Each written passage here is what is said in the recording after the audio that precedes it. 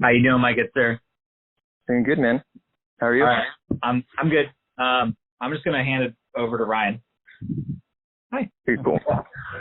So, because we're recording now, could you please just start out with a basic introduction? Yeah. It's, my name is Jeff Anfrens.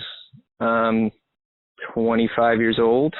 I run a vintage clothing store online and create videos for people in the process. But yeah, I mean, there's not really a whole lot to me right now. I think the big hard to describe that. Yeah, it's a weird thing. I mean, the conversation that I was having with Jeremy yesterday about community was primarily creating one in this time, in the time of like, the COVID-19 scare and everything. I feel like having a community and building a community is one of the most important things to do right now to help kind of keep things moving. What kind of community are you describing? Just something for like-minded people to all come together and be together more than anything. Have like a safe space, have a place to mastermind, to create ideas, to build on ideas. Nick Koyama, my mentor, the guy that you guys just met, he has a community of thousands of videographers who he teaches to basically be better business owners to help their clients and their people and their communities. And so I've basically just been kind of not necessarily like mimicking, but trying to modeling. Yeah, that's the better word. Modeling that in my clothing industry that I'm kind of flowing through. So we did speak to him a little bit ago, and I did not hear him describe videographers or clients. I heard him talk about warriors. Yeah. So that's his community. He runs a business called Video Warrior, and basically everyone in his community are known as warriors, and they basically fight for their people, their clients, their small business owners that they work with, bigger companies, but they're known as video warriors. And that's because they give a different level to the commitment, or how do you differentiate warrior? Well, the differentiation, I guess, that they're trying to go after is there's a big line between video warriors and videographers. Videographers are technicians. They're people who kind of just get paid to do a job. They don't really care for the business. They don't really go after helping or getting results. They're just there to create a really pretty video and hand it over and then leave. Whereas video warriors are more there for them. They're there to make sure that the video is converting, that they're actually getting results for the work that they're putting in. They're not just there for the money.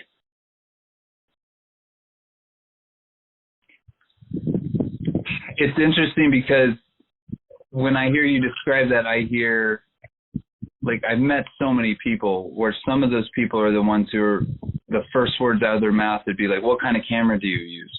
Yeah, exactly. Right? Those technical questions versus the other perspective. Yeah, it's like, what results can you get me? Like, is this video actually going to work in my ad campaign? Is it going to work? And, a lot of videographers, that's the first thing that they say. They go, I'm using the new Sony A6000 or whatever it is. And they don't really, care about all that, all the other stuff. They just feel like it's all gear related. I have the nicest computer. I have the nicest equipment. So hire me. Right. But I mean, like, business owners don't give a flying fuck. I mean, excuse me, but they really don't care about what equipment you use. You can literally use your phone. And that's kind of the conversation that I think Jeremy was getting into, and that I would love to touch on is, teaching business owners or teaching people, hey, like, especially in today's market and today's day and age of this COVID scare, it's like there's no excuse. You know, we should be advertising, we should be promoting. Like if you're still open and you're still trying to help your community, like if you're a small business owner that is a restaurant and you're trying to still not only make ends meet, but make sure that people in your community are fed, tell people. You know, you can easily just whip out your phone and be like, hey, you know, I'm open. Uber Eats delivers. Like, let's come eat. Or, you know, if you need food, if you need water, if you need anything, like, we are open for business. And there's just no excuse, you know? I think that is becoming more and more evident. And those people who are going to come up with excuses after this aren't going to have businesses, which is why they have excuses. Where everybody else is going to have been the person saying, I don't have any customers walking through the door. How can I go to where they are, even in social isolation, right, and get them and serve them, right? Even more importantly, not just get them, but provide and meet their needs. Exactly. And I think that just kind of differentiates like the leaders from the followers more than anything. You know, I feel like the entrepreneurs in our communities should be the leaders. They should be the ones that are holding the torch, saying, hey, there's a lot of fear going on, there's a lot of shit going on, but, you know, we're still humans, we're still a community, we're still, you know, living, breathing, and healthy. So it just goes into like the no excuse campaign, I guess, more than anything. The no excuse campaign, right? Yeah. Well, because, I mean, this is part of the economic component that if everybody is at home, great. We want that. We want a staycation, people be healthy. But the businesses who work day in and day out, they weren't prepared for a big staycation. That's why they work 24/7. Yeah. And so now it's not actually easier, it's harder, because the old routine was people come through my door, I feed them. Yep. And now you want me to deal with some third party coming in a car in some weird little box? Boxes. We have plates. Yep. It's going to take some help. and more than that too, you know, I think the people or the businesses that are going to be struggling the most are the brick and mortar businesses. Like you said, like the people who rely on people coming to their front door to buy their shirts or to buy, you know, clothes, jewelry, whatever it is, and don't have the online space available to them or haven't in the past. You know, this is the thing that both me and Nick have been kind of promoting to our clients for the last 2 years. Like, we need to be online, whether it's e-commerce or even just social media, anything like that. There needs to be some type of online store for people to still come and shop, because people still want to buy right now. You know, like, people still are out there. Just a point of clarification. There are lots of online stores. Yeah. So what do you mean that's different than just saying, well, go to Amazon or Walmart.com or whatever, BigBoxNext.com? Well, like, let's use Nike, for example, right? Nike closed their doors a little under a month ago, and they're going to be fine, right? Because you can easily go into Nike.com and buy any type of shoe, any type of jacket, anything that you want, because they've had that in place over the last decade. You know, whereas like your local thrift store or secondhand store or, you know, small business owner that makes keychains for a living or whatever it is, like, they're gonna suffer because they haven't taken the time to create the online space, the website, the whatever it is that they need to do. It's the face-to-face storefront versus the digital space for store. Right. Yeah, because I have to be honest, I'm not going clothes shopping at this time. but that's because they're literally telling me not to. Yep. Not that I don't want to. And so that's where we get into fear. Yeah. How has fear shifted how you interact with your clients? Well, I mean, it's interesting because I'm making a huge shift in my own business. That's why I say, like, I'm still helping people with video, but I have my own clothing brand. I'm making the shift completely digital, officially. And I think the shift that I've made for myself is, instead of pitching people on, hey, you should go online, I've been pitching myself, hey, now is the time to go online, because most of my clients, video related, all pushed their projects back. You know, they're scared to even go outside, let alone have a guy come with an entire video team to their doorstep to shoot a video for them. And so I have been trying to, not even trying, I've been telling my clients, like, it's okay. We're going to be okay. If we need to push things back, we need to push things back. But in the meantime, for me to make money, you know, I'm doing things, I guess, a little differently. Well, and by make money, what you're really saying is, for me to adapt with this change, I'm having to go beyond the face-to-face, but to do that, I need my face-to-face people to show up in this marketplace too. Yeah, exactly. And there are ways to do face-to-face digitally now. I mean, we just did a FaceTime chat for 20 minutes. You know, there's Zoom calls, there's other ways to get things done. It's just, again, the no excuse campaign. It's just, you know, are you willing to do it? Are you willing to, you know, still work through these shifting times, or are you just going to curl up and wait until it's all over? Well, some of it is, you can have, you know, I don't know the size of your storefront, but we'll just use smaller numbers for scale. Yep. You could have 10 people roaming through your facility, and at that point, you can only make one phone call, right? Or one video chat. And so I think a lot of people are seeing if I can only do one, how am I going to make up the 10? Yeah. Well, but they don't see that you can do one phone call and then one video and then a 10-minute this and a 20-minute that, and you can do all 10 in 2 hours and then go home. And so that's where there's a lot of weird transition. I spoke to somebody this morning who literally was like, there's 6 hours of my day I don't have to do anything because I've done all the work. And my employer doesn't understand that I could be working on myself as well instead of just wiping down another table. Right.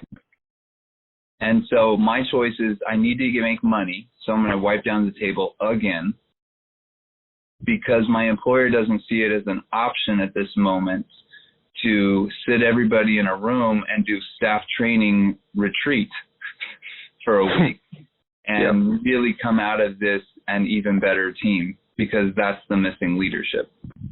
Yeah. Yeah, I agree. Yeah. Okay. I just spun Jeremy's little propeller. His propeller? Yeah. He's saying, I'm here going, oh yeah, he's getting it. Is that keyword for Jeremy's brain? Sure hope so. See, because nobody has time for that. And we're exhausted because even if we did have time for it, fear sucks the life out of you in a weird way. And even for us here on the Central Coast, even if the fear wasn't doing it, it's been raining for 3 weeks. Right. My family that lives up in the Northwest, they call that SAD, seasonal associative disorder. Like, we also have a whole community going, it's cold outside. They tell us to stay in. I'm feeling cold, and I think I might get a cold. Exactly, dude. And then somebody sneezes, and some guy starts walking like a zombie. Everybody starts freaking out, right? But it's also springtime, dude, because there's allergies. Yeah. And this is where fear is causing for a lot of misunderstanding, when in reality, we need to work together. Yeah. I mean, honestly, you can't expect everyone to just get up, brush themselves off, and be like, all right, like, it's raining outside, there's a pandemic going on, there's fear everywhere, but I'm going to go outside and have a splendid day. Like, you can't just expect people to do that. So I think that's where it comes. I think that's where it comes for us as leaders to kind of guide people in that direction. So one of the shifts that I'm making, where I'm building my community, is I'm taking everything and I'm throwing it onto I don't know if you've heard of the streaming platform called Twitch. No, tell me about Twitch.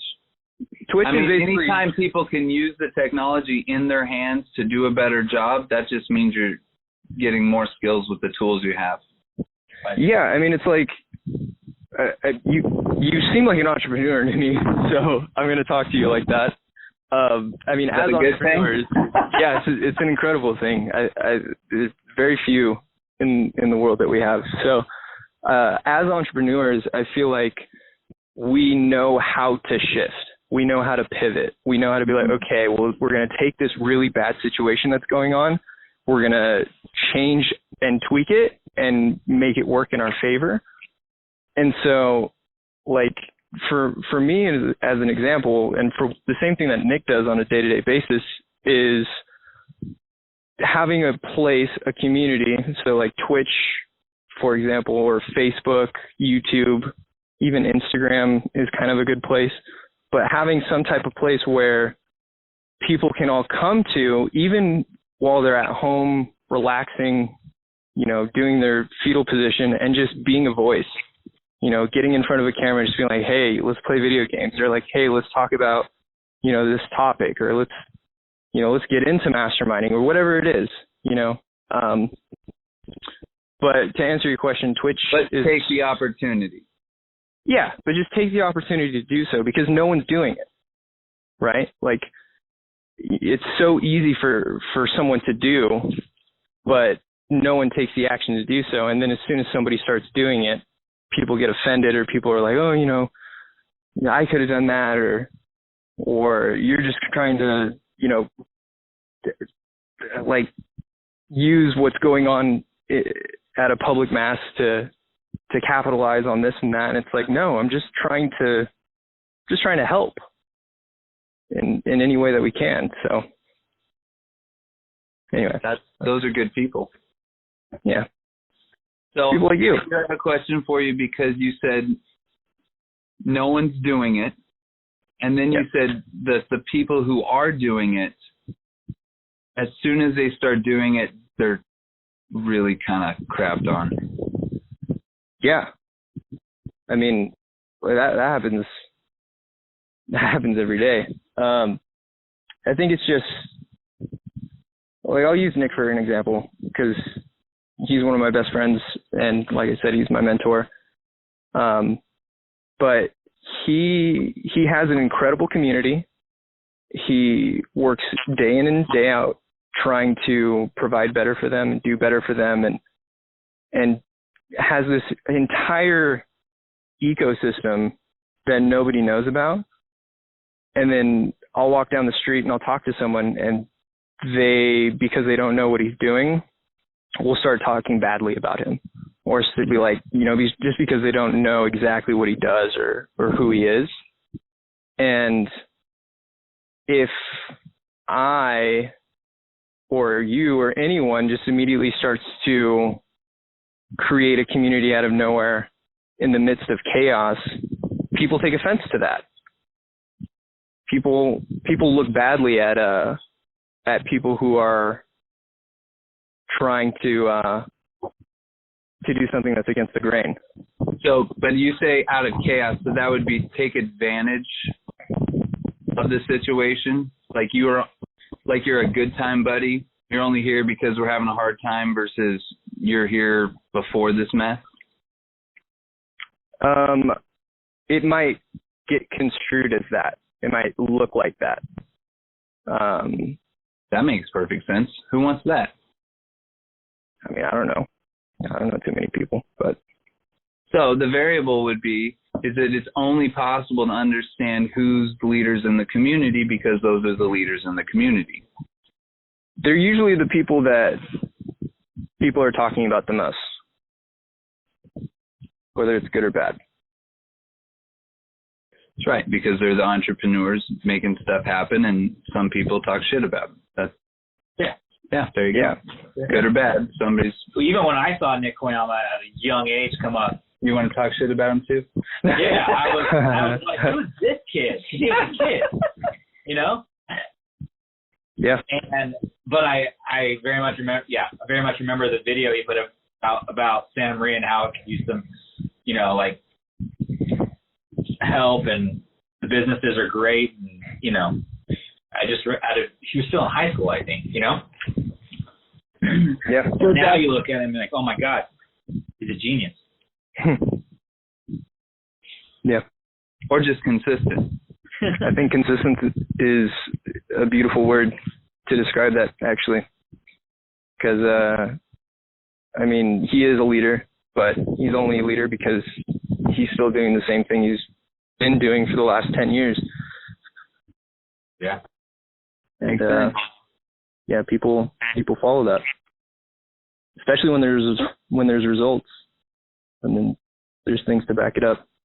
Now, that's a great transition point, because especially now when everybody's kind of banding together but trying to be supportive but also still trying to play the old game, right? Mm-hmm. How do you see some very tangible opportunities for people to put it into action? Put what into action exactly? Put the doing, that, you know, not just making it be talk right now, that saying that, you know, people are not quite sure how to help each other mm-hmm. in this time within their communities. Do you have a few recommendations for like how people can just start doing things? That's a good start. Yeah, I mean, it's all mindset, really. I used to struggle with that very topic just over 2 years ago, where I would have a lot of good ideas and my friends would have a lot of good ideas, and we just kind of be like, yeah, we should do that. And then it would never get done. And I think the mental switch that I have now, well, there's a few things. The first thing is if you have a good idea, it's either a yes or a no answer. Can this be done? Is this something that I really want to do, or no?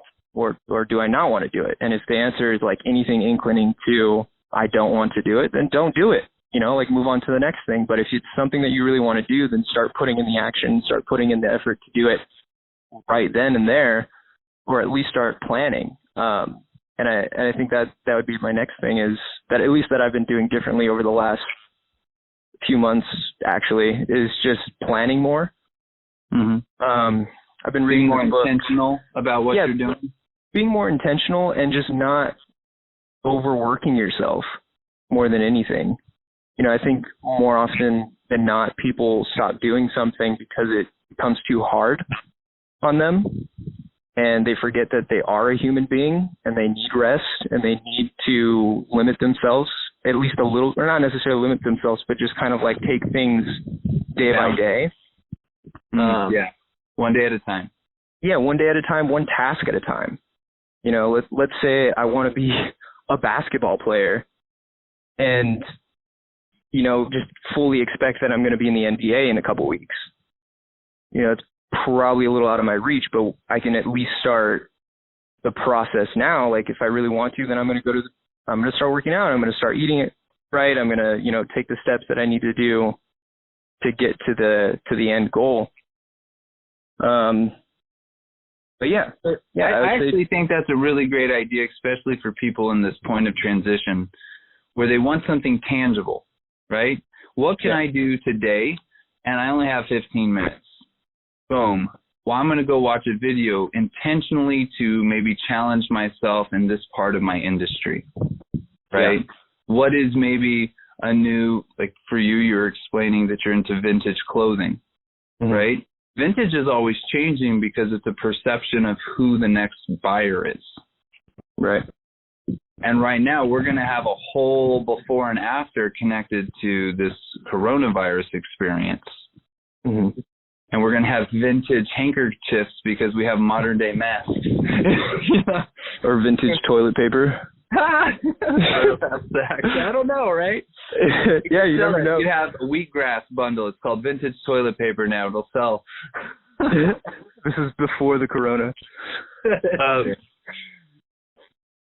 But that perspective shift means that you're going to adapt to the unknown of next week because you have another tool, because you've spent 15 minutes or the next 15 days, whatever it might be, preparing for what comes next, and you don't know yet, so you just better be prepared. Exactly. And now is a beautiful time because since we are technically supposed to be quarantined and everyone and their mother is inside doing nothing, now is a great time to do something, you know, to pick up a pen, pick up a paintbrush, pick up, you know, something that you've been wanting to do that you feel like you haven't had enough time to do, but you've really just been putting it off because, you know, the world and, you know, you have work and you have responsibilities and this and that. Like, if you don't have anything to do the thing that you love most. And, you know, that's how great artists, great entrepreneurs, great business owners, great leaders are born, is they just start doing what they love and start to get really passionate about it.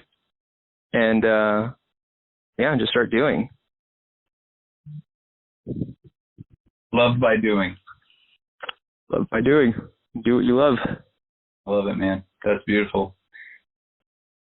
Thanks, man.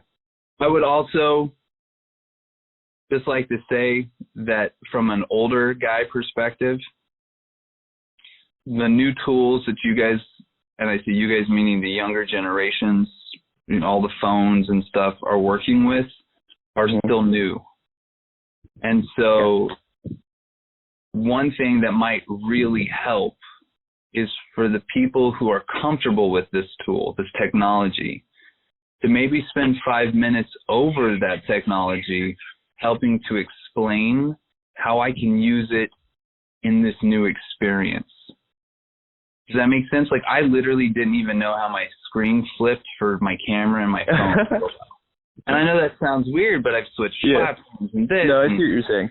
You know, like, and keep going, Like teaching, basically. I mean, yeah, totally. I think another thing that great leaders do is they teach. You know, what's the phrase? It's like, give a man a fish, he eats for a day. Teach a man how to fish, he eats for a lifetime. That's the thing. My question is, do you know how to fish?